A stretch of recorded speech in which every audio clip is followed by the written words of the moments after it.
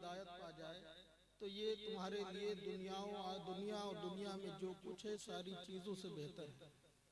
तो हमें भी कोशिश करना चाहिए कि हम ऐसे चीज़ आप तक पहुँचाएं जिससे हमारी दुनिया भी कामयाब हो जाए, हमारी आखिरत भी कामयाब हो जाए। अल्लाह ताला हज़रत अल्लामा मौलाना अब्दुल गफूर साहब के दर्जात को बुलंद फरमाए और हमारे आप सबको सलामत रखे। मैं कोई लंबी चौड़ी तकदीर के लिए नहीं बैठा, बस हुक्म था कि चंद बातें अर्ज करके मैं अपनी बात को ख़त्म कर दूं। यकीनन इस दुनिया में बड़े बड़े लोग आए और इस दुनिया से चले गए, मगर हमारे नबी सल्लल्लाहु ताला अलैहि वसल्लम की जिसने भी सच्ची गुलामी को इख्तियार किया, हमारे नबी की तालीमात पर अमल किया और हमारे नबी के इश्क को लेकर इस दुनिया में आया और इश्क को लेकर इस दुनिया से गया, तो अल्लाह ताला ने उसे दोनों जहान में कामयाब कर दिया। उसी में आप देखेंगे कि हम जिस अजीम हस्ती का आज जिक्र करने के लिए बैठे हैं, अल्लाह ने उन्हें बहुत बड़ा बनाया है, इतना बड़ा बनाया है, इतना बड़ा बनाया है कि अगर आज किसी को विलायत मिलती है तो उनके वास्ते और वसीले से विलायत मिला करती है। ये मर्तबा और ये शान आपकी, अगर आप उनकी ज़िंदगी का मुताला करेंगे तो आपको मालूम होगा। अभी आपने सुना कि 40 साल तक वो इशा की वजू से फजर की नमाज पढ़ते रहे। आप खुद फरमाते हैं कि 15 साल मेरे ऐसे गुजरे कि मैंने हर रात में मुकम्मल एक कुरान को ख़त्म फरमाया। अल्लाह ने उन्हें ऐसी ताकत दी कि वो फरमाते हैं, वालिद गिरामी हुजूर बहरुल इरफान अलैहि रहमत व रिज़वान फरमाते थे कि दुनिया में दो बुजुर्ग ऐसे हैं कि उन्हें जिस वक्त जिस मुश्किल में भी पुकारा जाए तो वो फौरन मदद के लिए हाजिर हो जाते हैं। एक तो ख्वाजा नक्शबंद रज़ी अल्लाह ताला अन्हु, दूसरे गौसे आजम रज़ी अल्लाह ताला अन्हु। अगर कोई सच्चे दिल से सही अकीदत के साथ अगर उन्हें किसी भी मुश्किल में किसी भी मुसीबत में पुकारेगा तो अल्लाह उसकी मुश्किल को वो जरूर उसकी मदद के लिए हाजिर हो जाएगा। अल्लाह का शुक्र है कि अल्लाह ने हमें ऐसे अल्लाह वालों का मानने वाला बनाया। यकीनन गौसे आजम रज़ी अल्लाह ताला अन्हु की ज़िंदगी आप देखेंगे, बड़े बड़े उन्होंने मुजाहिदात किए, बड़ी बड़ी कठिनाई उनकी ज़िंदगी में आई, मगर जो बात सच्चाई में होती है वो झूठ में नहीं होती, और जो बात सच्चाई में होती वो किसी में नहीं होती। सच अगरचे कड़वा होता है मगर उसका रिजल्ट बहुत अच्छा आता है। गौसे आजम रज़ी अल्लाह ताला अन्हु, अभी आप अशार की शक्ल में सुनते रहे कि डाकुओं ने आपके हाथ पर इस्लाम को कबूल कर लिया। गौसे आजम रज़ी अल्लाह ताला अन्हु जब बचपन में छोटे से थे, आपकी माँ ने आपको तालीम के लिए भेजा, तो रास्ते में आपकी माँ ने आपको नसीहत की कि बेटा किसी भी हाल में किसी से झूठ मत बोलना। ये नसीहत माँ ने की गौसे आजम से, और आपकी गुदड़ी में 40 दिरहम को सी दिया और फरमाया कि किसी भी हाल में झूठ मत बोलना। जब गौसे आजम रज़ी अल्लाह ताला अन्हु उसको लेकर गए, काफिले के साथ गए, तो एक जगह ऐसे भी आई कि काफिले को लूट लिया गया। डाकुओं ने काफिले वालों पर हमला कर दिया, सारा सामान उनका लूट लिया। यहाँ तक के एक डाकुओं में से एक डाकू गौसे आजम के पास आया, उस छोटे के बच्चे के पास आया। उसे क्या मालूम कि इस बच्चे के पास भी कुछ हो सकता है। उसने मुस्कुराकर कहा कि बेटा तुम्हारे पास भी कुछ है? तो गौसे आजम रज़ी अल्लाह ताला अन्हु ने फरमाया कि हाँ मेरे पास 40 दीनार है। सुभान अल्लाह, सच्चाई देखिए आप छोटे से बच्चे की। कहा कि मेरे पास 40 दीनार है। तो कहा कि वो कहाँ पर है? कहा कि मेरी गुदड़ी में सिले हुए हैं। तो मजाक समझ के आगे बढ़ गया। जब सरदार के पास पहुंचा, सरदार से कहा कि एक बच्चा मुझे ऐसा भी मिला था। मैंने उससे पूछा कि तुम्हारे पास भी कुछ है? तो वो कहने लगा कि 40 दीनार मेरे पास है। तो सरदार ने कहा कि उसे बुला के लाओ मेरे पास। जब सरदार के पास आप गए तो सरदार ने जब पूछा कि बेटा तुम्हारे पास भी कुछ है? तो तो कहा कि हाँ मेरे पास 40 दीनार है। कहा कि कहाँ है? कहा कि ये कुदड़ी में सिले हुए हैं। तो जब उसे देखा गया तो वाकई उसमें 40 दीनार निकले, वाकई उसमें 40 दीनार निकले। सरदार हैरान रह गया कि बेटा अगर तुम बचना चाहते तो बच जाते। तुम्हें मालूम था कि यहाँ पर डाकू, यहाँ पे काफिले वालों का माल लूटा जा रहा है और तुम्हारे ऊपर किसी को कोई शक नहीं था। अगर तुम चाहते तो झूठ बोल के बच जाते, तुम मना कर देते कि हमारे पास कुछ नहीं है, तुमसे कुछ भी नहीं लिया जाता, मगर तुमने इस सच्चाई को क्यों बयान कर दिया? तो गौसे आजम फरमाते हैं कि मैंने इसलिए बयान कर दिया कि जब मैं घर से निकला था तो मेरी माँ ने नसीहत की थी, बेटा कैसी भी मुश्किल आ जाए, किसी भी हाल में तुम होना, मगर कभी भी झूठ मत बोलना, कभी भी झूठ मत बोलना। अल्लाह अकबर। ये बचपने का हाल है, बचपने का हाल है। इतना असर इस बात का उस सरदार के ऊपर हुआ, इतना असर हुआ, इतना असर हुआ, वो फौरन कहने लगा कि मैं न जाने कब से अपने मालिक की नाफरमानी कर रहा हूँ, चोरी डकैती कर रहा हूँ, लोगों के मालों को लूट रहा हूँ, मगर ये एक छोटा सा बच्चा, इसने अपने माँ की नसीहत को ऐसा माना कि इसने ऐसे मुश्किल वक्त में भी झूठ नहीं बोला। तो फौरन वो गौसे आजम के कदमों में गिर गया और कहा कि मुझे कलमा पढ़ा लो। जब उसके डाकुओं ने, सरदार के डाकुओं ने और लोगों ने देखा कि मेरे सरदार ने कलमा पढ़ लिया है, तो उन्होंने कहा क्या है मेरे सरदार, अभी तक मैं चोरी करता रहा, आप चोरी करते रहे, मैं भी चोरी करता रहा, अब अगर आपने कलमा पढ़ लिया है तो मैं भी कलमा पढ़ लेता हूँ। और सारे के सारे मुसलमान हो गए, इस्लाम को कबूल कर लिया। तो मेरे भाइयों, ये हमारे बुजुर्गों की सीरत है, ये हमारे बुजुर्गों का तरीका है। अल्लाह ने उन्हें ऐसी ऐसी ताकतें अता फरमाई, मादा जात वली, और यहाँ तक के जानते हो जब गौसे आजम रज़ी अल्लाह ताला अन्हु पैदा हुए, पैदा होते ही रमजान का वक्त था, पहला दिन, चांद रात थी, तो आपका उसूल ये था, पहला ही दिन है अभी दुनिया में आए हुए, मगर आपका उसूल ये था कि सहरी से लेकर इफ्तार तक माँ का दूध नहीं पीते थे, सहरी से लेकर इफ्तार तक माँ का दूध नहीं पीते थे। जब एक रमजान गुजर गया, पूरे रमजान यही मामूल रहा कि सहरी से लेकर इफ्तार तक माँ का दूध नहीं पीते, इफ्तार का वक्त हो जाता तब माँ का दूध पीते थे। जब अगला साल रमजान का आया तो चांद में लोगों का अलग अलग राय हुई, कोई कहता है कि चांद निकला, कोई कहता है कि चांद नहीं निकला, कोई कहता है चांद निकला, कोई कहता है चांद नहीं निकला। चांद की तहकीक नहीं हो पाई कि रमजान का चांद निकला भी है या नहीं निकला है, कोई तहकीक नहीं हो पाई। अगला दिन आ गया, लोगों ने कहा कि ऐसा करते हैं, सैयदों के घर चलते हैं, सैयदों के घर में एक ऐसा बच्चा पैदा हुआ है जो रमजान में सहरी से लेकर इफ्तार तक दूध नहीं पीता है, चलो उनके घर चल के पूछ लेते हैं कि बच्चे ने आज दूध पिया या नहीं पिया है। जब वो सैयदों के घर गए, गौसे आजम के घर गए और उनकी माँ से पूछा, मुझे ये बताइए कि आपने बेटे ने आज दूध पिया या नहीं पिया है, तो उन्होंने कहा कि आज मेरे बेटे ने दिन में दूध नहीं पिया, सहरी से लेकर अभी तक दूध नहीं पिया है। जब बाद में तहकीक की गई तो मालूम हुआ कि चांद कल हो चुका था, आज पहला रोजा था। वाह वाह, नारे तकबीर, नारे रिसालत, नारे रिसालत, मसलके आला हजरत जिंदाबाद। सुभान अल्लाह। देख गौसे आजम रज़ी अल्लाह ताला माँ के पेट से 18 पारे के हाफिज पैदा हुए। उस्ताद ने पूछा कि तुमने, जब उस्ताद की बारगाह में पहली मर्तबा गए, जब आपने 18 पारे पढ़ दिया, अलिफ लाम से लेकर 18 पारे तक पढ़ते चले गए, उस्ताद ने पूछा बेटा ये कहाँ से याद करके लाए हो? तो फरमाते हैं कि मेरी माँ 18 पारों की हाफिज थी, जब मैं उनकी पेट में था तो वो इन पारों की तिलावत किया करती थी, मैंने सुन सुन के उन्हें पेट में याद कर लिया, माँ के पेट में याद कर लिया।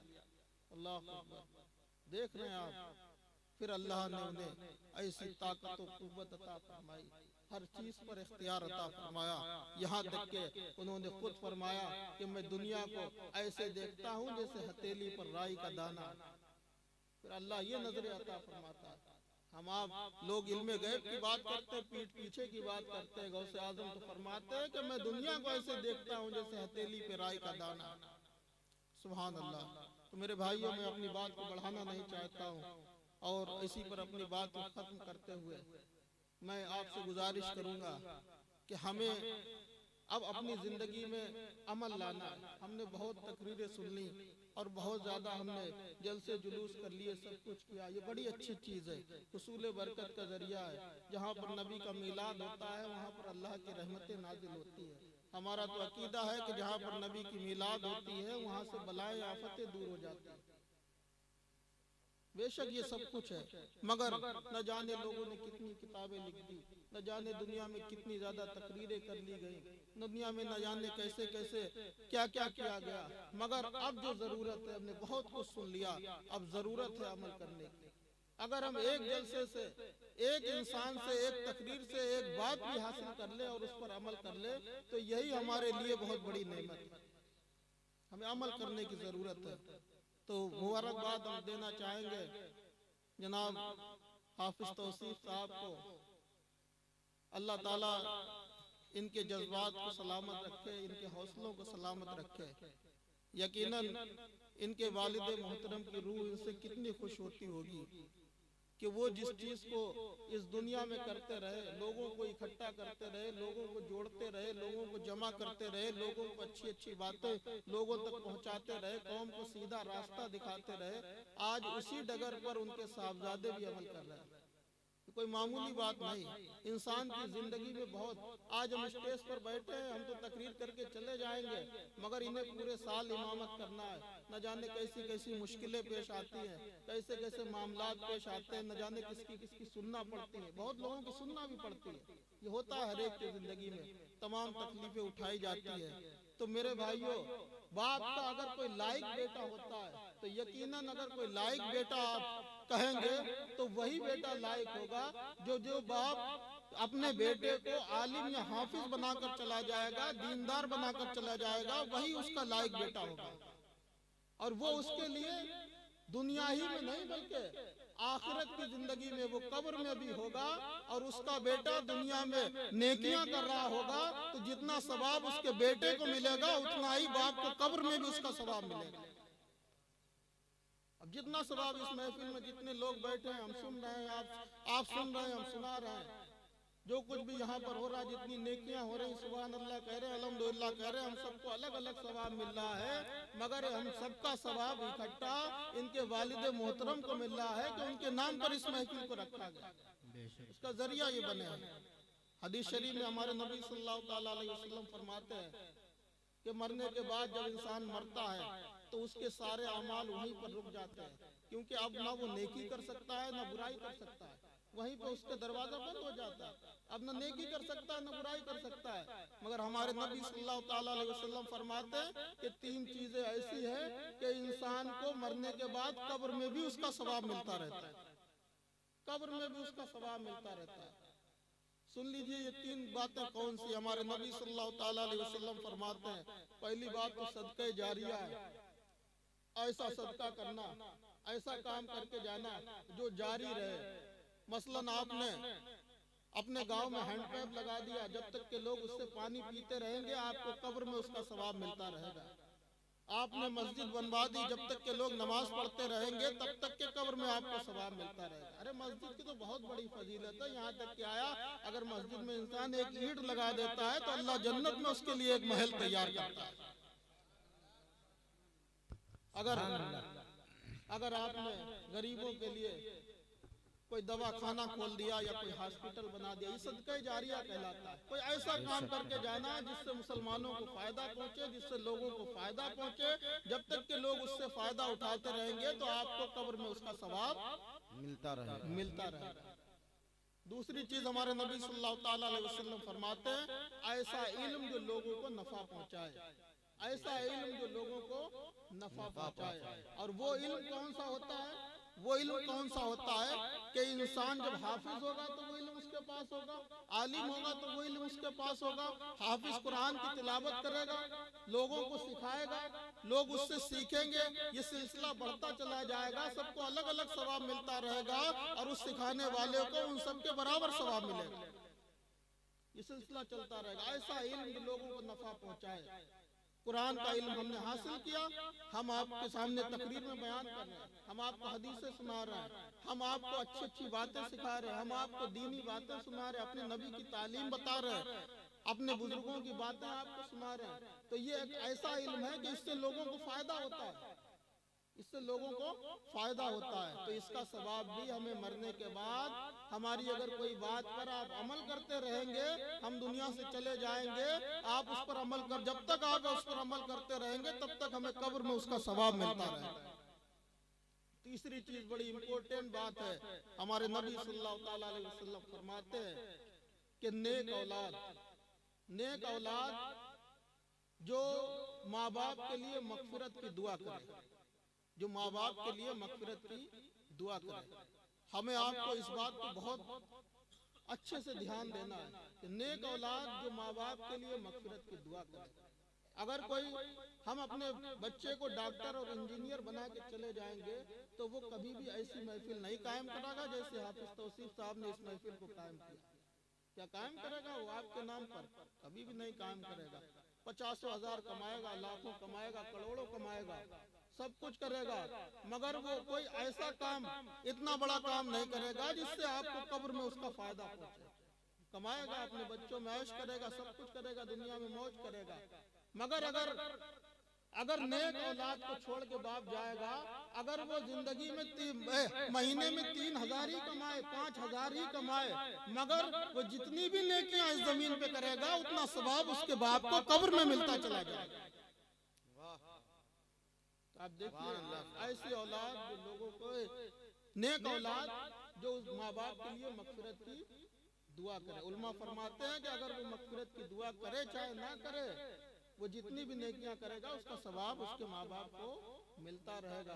अगर ये अपने बाप की कब्र पे जाएं तब भी बाप को सुकून मिलेगा, तब भी उन्हें सवाब मिलेगा। अगर ये नहीं भी जाएंगे तब भी उन्हें सवाब मिलेगा।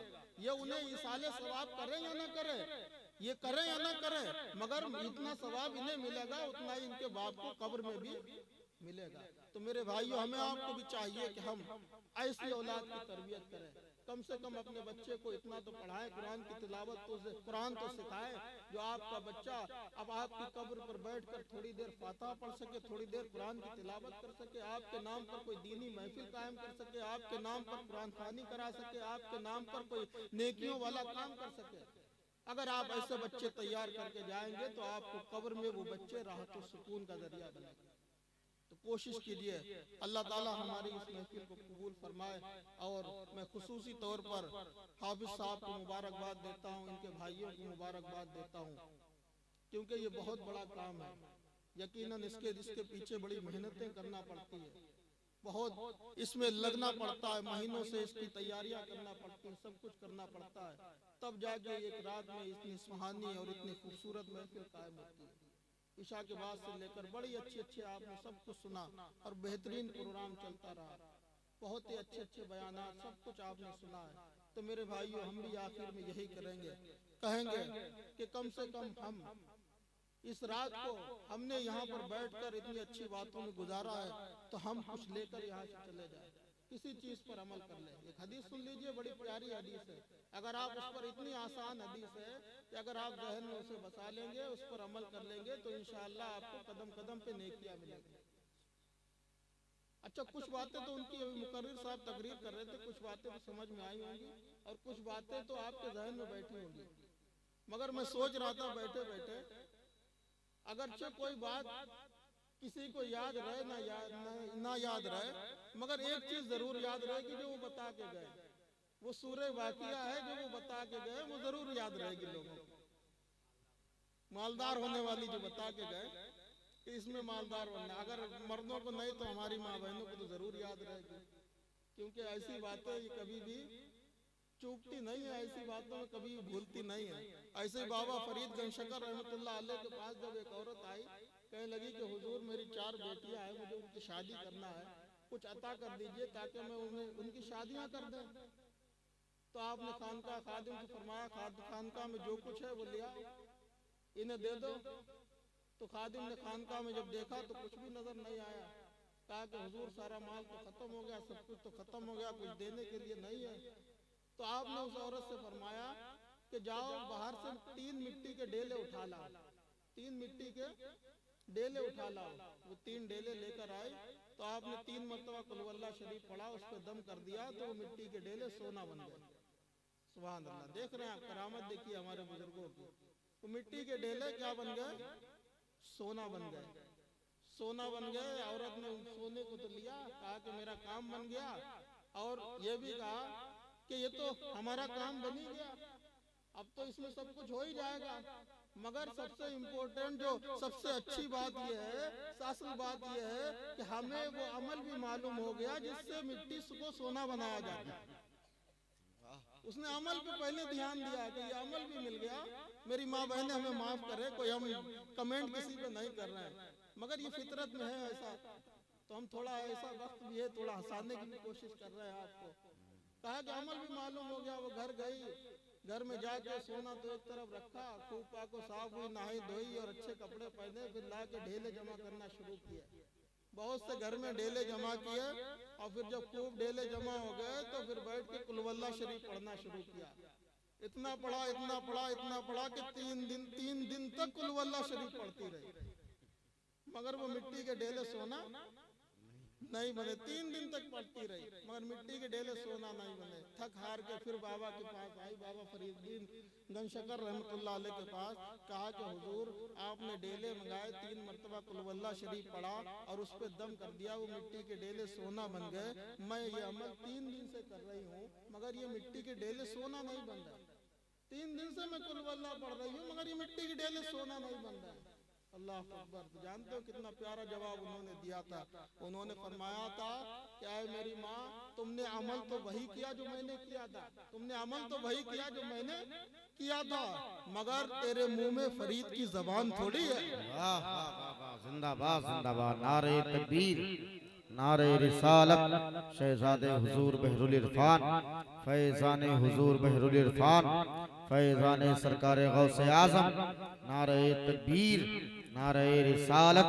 नजर को बख्श दो ऐसा असर गरीब नवाज, नजर उठाऊं तो आओ नजर गरीब नवाज। मैं पुल सिरात से गुजरूं तो इस तरह गुजरूं, इधर फरीद खड़े हों उधर गरीब नवाज। मेरे जनाजे का आला मकाम हो जाए, नमाज मेरी पढ़ा दें अगर गरीब नवाज। तो देख रहे हैं, कहा कि तुमने अमल तो वही किया जो मैंने किया था, मगर तेरे मुंह में फरीद की जबान थोड़ी है। ये अल्लाह के वली की जबान से निकला था जो मिट्टी के डेले सोना बन गए, मगर तेरे मुंह में वो जबान थोड़ी है। तो मेरे भाइयों, हमें अमल की जरूरत है। अगर हमें ऐसा बनना है, गौसे आजम जैसा आज भी पैदा हो सकते हैं, गरीब नवाज जैसे आज भी बन सकते हैं, इमाम रब्बानी जैसे आज भी बन सकते हैं, हुजूर बहरुल इरफान जैसे आज भी बन सकते हैं, मगर अमल करने की जरूरत है। अल्लाह न जाने किसे कैसा बना दे।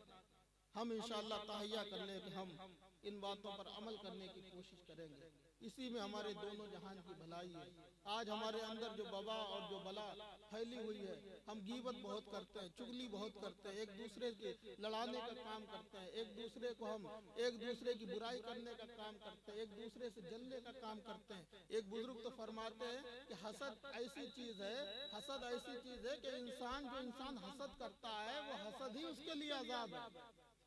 क्योंकि जिससे हसद करता है वो दिन रात उसी में बेचैनी में रहता है, रात में लेट रहा है तब भी नींद नहीं आ रही है कि मेरा भाई तरक्की क्यों कर रहा है, मेरे भाई की डबल मंजिल क्यों बनी जा रही है, मेरे भाई के इतना खेत क्यों बढ़े जा रहे हैं, हमारा भाई गाड़ी क्यों ले आया है, हमारे भाई की इतनी शोहरत क्यों हो रही है, लोग उसकी इज्जत इतनी ज्यादा क्यों कर रहे हैं। दिन रात वो इस हसद में है, उसे नींद भी नहीं आ रही, काम पे जा रहा है तब भी यही सोच रहा है, रात में लेटा है तब भी यही सोच रहा है, तो ये उसकी बेचैनी है, तो यही उसके लिए अजाब है। ये क्या कोई अजाब से कम है?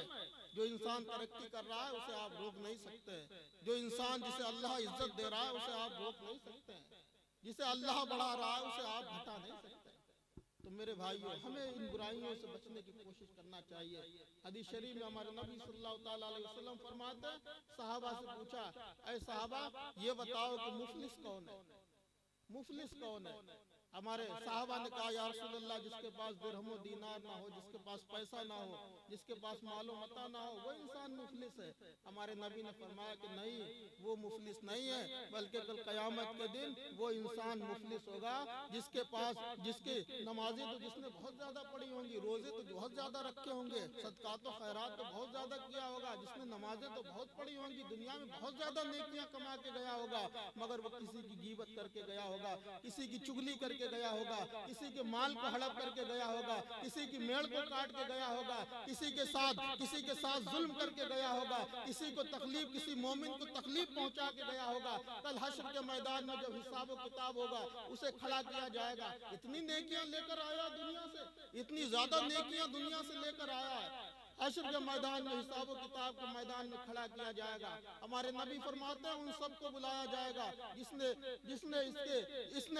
जिसकी गीबत की थी उसे भी बुलाया जाएगा, जिसकी चुगली की उसे भी बुलाया जाएगा, जिसके साथ जिसका माल हड़प किया उसे भी बुलाया जाएगा, जिसके साथ जुल्म किया उसे भी बुलाया जाएगा, जिसे तकलीफ पहुंचाई उसे भी बुलाया जाएगा, और सबको उसके सामने खड़ा किया जाएगा। हमारे नबी फरमाते हैं कि जितनी जिसकी इसने गीबत की, इसकी नेकियों में से उठा के उसकी नेकियों में डाल दिया जाएगा, इसकी नेकियों में से उठा के उसे दे दिया जाएगा। गीबत वाले का हिसाब पूरा होगा, चुगली वाले का हिसाब पूरा होगा, हसद वाले का होगा, यहाँ तक के जुल्म करने वाले का, इसकी नेकियों को उठा उठा के सबको दिया जाएगा। हमारे नबी फरमाते हैं कि इसकी नेकियां खत्म हो जाएंगी, मगर लोग फिर भी बचेंगे कि जिसकी इसने बुराई की थी, जिसकी गीबत की, जिसकी चुगली की। तो जानते हो हमारे नबी आखिर में फरमाते हैं फिर मालूम क्या किया जाएगा, इसकी तो नेकियां भी खत्म हो गई, अब क्या किया जाएगा, अब जिनके जो लोग बाकी रहे हैं उनके गुनाहों को उठाकर इसके ऊपर डाल दिया जाएगा, और उसे तो जन्नत में भेज दिया जाएगा और ये फंस जाएगा।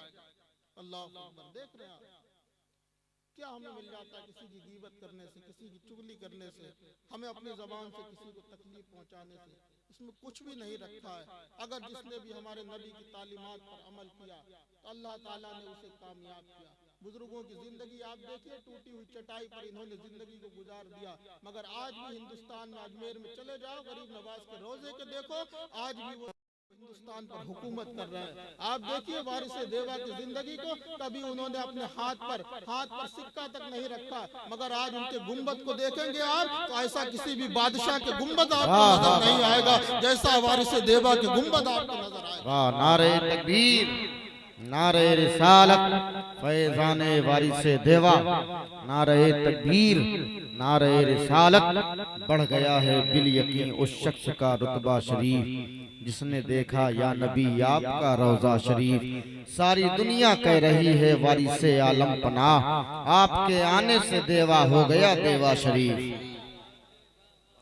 है हूरो मलक कुर्बा आफाक जरा देखो, है हूरो मलक कुर्बा आफाक जरा देखो, शाहों का नहीं ऐसा जो रोज़े अनबर है, शाहों का नहीं ऐसा जो रोज़े, बादशाहों का ऐसा रोजा नहीं दिखेगा।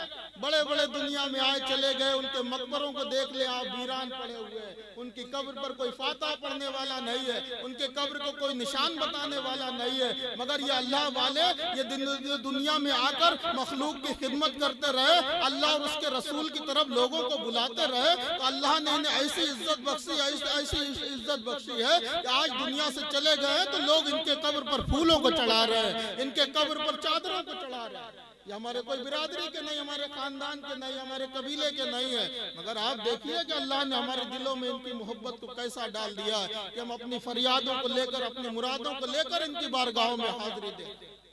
तो ये कामयाब जिंदगी है, या ऐसी जिंदगी है, ये तो इन्हें दुनिया में इज्जत मिल रही है, जब तक दुनिया में रहे तो इज्जत मिली, आज जमीन में है, कब्र के अंदर है, तब उन्हें ये इज्जत मिल रही है, मगर कल हश्र का मैदान होगा, अल्लाह अकबर, ये अल्लाह वाले खड़े होंगे, हम अल्लाह की तरफ से निदा होगी, आए मेरे वलियों, आए मेरे दोस्तों, आए मेरे महबूबों, तुमने दुनिया में मेरी और मेरे रसूल की इताअत में अपनी जिंदगी को गुजार दिया, आए मेरे वलियों, तुम जन्नत में जाओ, मगर तुम सिर्फ अकेले ही जन्नत में नहीं जाओगे, बल्कि तुम्हें जो चाहता था उसे भी जन्नत में लेकर जाओ, तुमसे जो मोहब्बत करता था उसे भी जन्नत में लेकर जाओ, तुम्हारी जो खिदमत करता था उसे भी जन्नत में लेकर जाओ। तुम्हारे अगर किसी ने एक गिलास पानी पिला दिया है तो आज उसे भी तुम जन्नत में लेकर जाओ। ये चीज अता की जाएगी, अल्लाह अकबर, ये असली कामयाबी, इसी में भलाई है। तो हमें आपको भी चाहिए कि हम अपने बच्चों को तालीम की तरफ मुतवज्जे करें, हम अपने बच्चों को तालीम दिलाएं। हजरत अली रजी अल्लाह ताला अन्हु फरमाते हैं कि अगर किसी ने अपने बच्चे को, एक बच्चे को हाफिज कुरान बना दिया, कुरान उसे हिफ्ज करा दिया, तो वो मालूम है कल हश्र के मैदान में उसकी ये शान होगी। ये भी आया है कि उसके माँ बाप को ताज पहनाया जाएगा कल हश्र के मैदान में। और हजरत अली फरमाते हैं कि जिसने ही हाफिज बना दिया अपने बच्चे को, कल कयामत के दिन उस बच्चे को अल्लाह ताला ये इज़्न देगा कि तुम ऐसे लोगों को, अपने घर वालों में से 10 ऐसे लोगों को जिन पर जहन्नम वाजिब हो चुकी थी, जो जहन्नम में जा चुके थे, जिन पर जहन्नम वाजिब हो गई, अल्लाह ताला ये इज़्न देगा कि तुम उन 10 जहन्नम में जो जा चुके हैं अपने घर वालों को निकाल कर तुम जन्नत में लिए जाओ। अल्लाह उसकी इजाजत देगा कि तुम उनकी शफाअत फरमाओ। 10 ऐसे अफराद को जिन पर जहन्नम वाजिब हो चुकी थी, अल्लाह एक हाफिज कुरान की बरकत से, एक हाफिज कुरान की वजह से उन 10 जहन्नम में जाने वालों को जन्नत में भेज देगा। सुभान अल्लाह। देख रहे हैं आप, मौलाना अब्दुल गफूर साहब ने अपने बेटे को हाफिज कुरान बना के गए। वो खुद इतने अच्छे आलिम थे, वो दीन की खिदमत करते रहे, न जाने कितनी नेकियां उन्होंने दुनिया में कमाई। और दुनिया से जाने के बाद उनकी बातों पर जो लोग अमल कर रहे हैं, जो उनके पढ़ाए हुए, जो वो छोड़ के गए, उन अपने शागिर्दों को छोड़ के गए, जिन्हें उन्होंने जिसको कुरान पढ़ा दिया है वो और लोगों को कुरान पढ़ा रहा है, वो एक दूसरे को पढ़ा रहा है। अगर ये सिलसिला कयामत तक भी चलता रहेगा तो कयामत तक उन्हें उनके उसका सवाब मिलता रहेगा, कब्र में उसका सवाब मिलता रहेगा। तो अगर हम ये काम करके जाएंगे तो इंशाअल्लाह हमारी जिंदगी कामयाब होगी। हम तहैया कर ले कि हम अपनी तालीम पर ध्यान देंगे अपने बच्चों की। हालात कैसे भी हो, ये हालात से हमें डरने की जरूरत नहीं। कैसे भी हालात हो, हालात तो बदलते हैं। हर दौर में मुसलमानों को पिछाड़ने की कोशिश की गई, हर दौर में मुसलमानों को हर मजहब ने मिलकर मुसलमानों पर हमला करने की कोशिश की। हर दौर में मुसलमानों को खत्म करने की कोशिश की गई। फिरौन जैसे आए इस्लाम को खत्म करने के लिए, मगर इस्लाम खत्म नहीं हुआ, खुद तो खत्म हो गए। मिट गए, मिटते हैं, मिट जाएंगे आदा तेरे, न मिटा है न मिटेगा कभी चर्चा तेरा। जिस पेड़ पर फल ज्यादा होते हैं पत्थर भी उसी पे मारे जाते हैं। ये इस्लाम हक मजहब है, इसीलिए सारे मजहब के लोग इस्लाम के पीछे पड़े हुए हैं। हर दौर में होता हुआ आया है, मगर हम कामिल ईमान वाले थे। हम खुदा पे भरोसा करते थे कि खुदा के आगे किसी भी ताकत को ताकत नहीं समझते थे। अगर हम किसी को सबसे बड़ा ताकतवर समझते थे तो अपने माबूद को ताकतवर समझते थे। तो कभी हम 72 हुए, 22,000 से लड़े, अल्लाह ने हमें फतेह अता फरमाई है। कभी हम 313 हुए, हजारों से लड़ते चले गए, अल्लाह ने हमें फतेह अता फरमाई है। वो हम कामिल ईमान वाले थे, हमारा ईमान उस वक्त मजबूत था। हम खुदा और उसके रसूल पर भरोसा करते थे, दुनिया की किसी भी ताकत को ताकत नहीं समझते थे। हम बादशाहों से सर झुका के बात नहीं करते थे, बल्कि उनके आंखों में आंख डाल के बात किया करते थे। हम किसी से खौफ नहीं करते थे। हम जानते थे कि हमारा राज़िक अल्लाह है, हम रिस्क देने वाला अल्लाह है, हमें पालने वाला अल्लाह है। अल्लाह ने हमारे मुकद्दर में जितनी सांसें लिख दी हैं उसे कोई कम नहीं कर सकता है।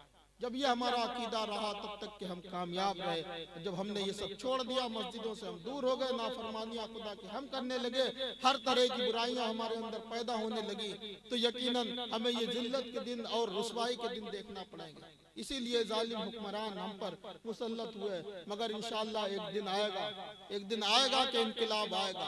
इन जालिमों को खत्म करने के लिए अल्लाह हजारों की फौज को नहीं भेजता है, बल्कि एक इंसान को खड़ा कर देता है, तो वही उसके लिए काफी होता था। जब फिरौन आया तो अल्लाह ने मूसा अलैहिस्सलाम को खड़ा कर दिया। इसी हिंदुस्तान की सरजमीन पर जब अकबर ने अपने दीन इलाही को चलाना चाहा तो अल्लाह ने सरहिंद से मुजद्दिद अल्फसानी को पैदा फरमा दिया और उसके दीन इलाही को नेस्तो नाबूद कर दिया, सब कुछ खत्म कर दिया। एक आदमी काफी होता है। मगर आप नमाजें पढ़े, नमाजों में खुदा की बारगाह में रो रो कर गिड़गा कर दुआएं करें, तो इंशाअल्लाह ये दुआएं तुम्हारी रंग लाएंगी। अपने घरों में कुरान की तिलावत कराइए, अपने बच्चों को कुरान पढ़ाइए। जो आपके घर में बैठ कर ये तिलावत करेंगे तो आपके घर से बीमारियां दूर होंगी, बलाएं दूर होंगी, आफतें दूर होंगी। आप देखिए कितनी परेशानियां हमारे घरों में, बेचैनियां हैं, लड़ाइयां हमारे घरों में, तरह तरह की तकलीफें हमारे घरों में। हर इंसान बेचैन है, हर इंसान परेशान है। जब तक कि हम अपने घरों में कुरान की तिलावत करते रहे तब तक कि हमारे घरों के पास बीमारियां नहीं आया करती थी।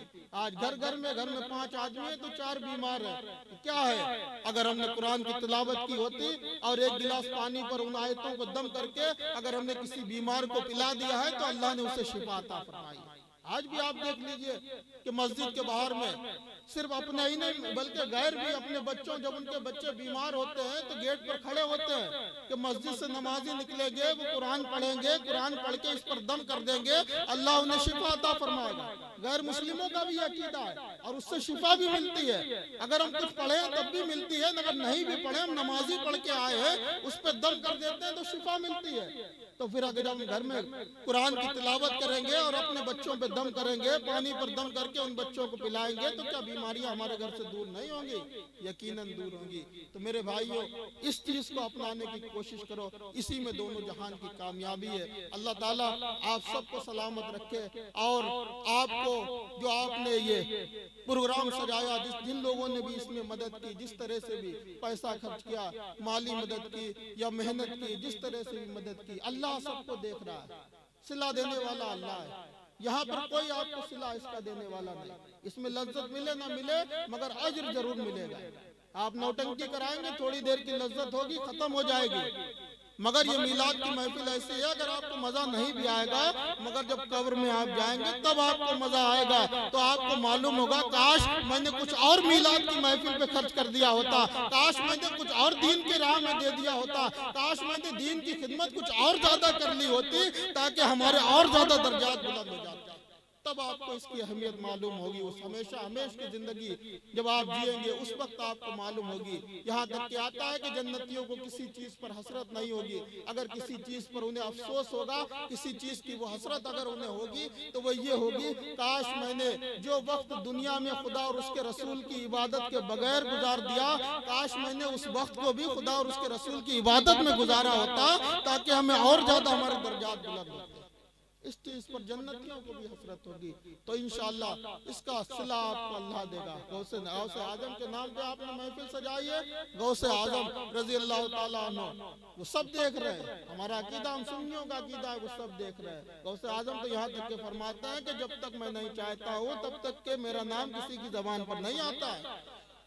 ये शान है उनकी, उनका करम है कि वो हमसे जिक्र करा रहे हैं, उनका करम है कि हम उनकी महफिल में हाजिर हैं, उनका जिक्र सुन रहे हैं। ये कोई मामूली बात नहीं है। गौसे आजम तो फरमाते हैं कि जो हमसे मोहब्बत रखता है, जो हमसे मोहब्बत रखता है, वो किसी भी दुश्वारी में हो, मुश्किल में हो, अगर हमें पुकारे तो जरूर हम उसकी मदद के लिए हाजिर होंगे।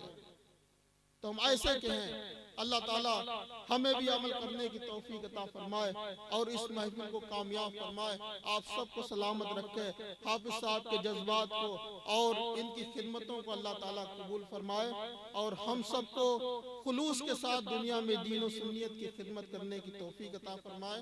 वमा अलैना इल्लल बलाग। अस्सलामु अलैकुम व रहमतुल्लाह।